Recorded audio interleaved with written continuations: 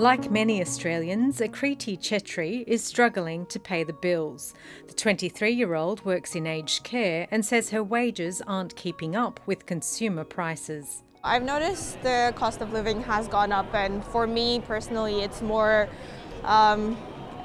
doing groceries, filling my car up. Akriti is one of more than 10 million people who will receive an extra $420 when she files her tax return from July, as the low to middle income tax offset increases to $1,500 this financial year. But she will face a tax hike when the offset ends in 2023. I definitely don't think that's fair, especially for people in those lower income percentile. To further ease the cost of living, pensioners and people on welfare will get a one-off cash bonus of $250, and the fuel excise will be cut in half for 6 months, saving Australians on average $350.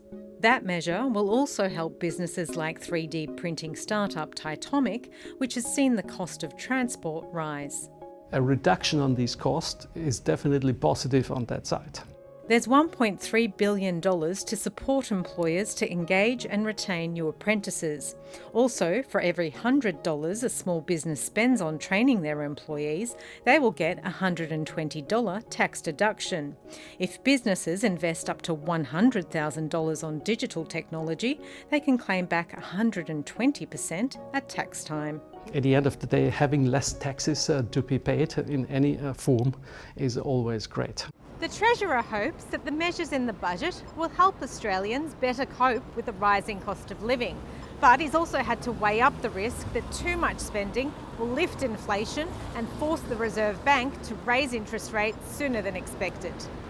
The $17 billion in additional spend will clearly add to inflationary pressures, and that increases the probability that the Reserve Bank will need to move earlier on rate rises.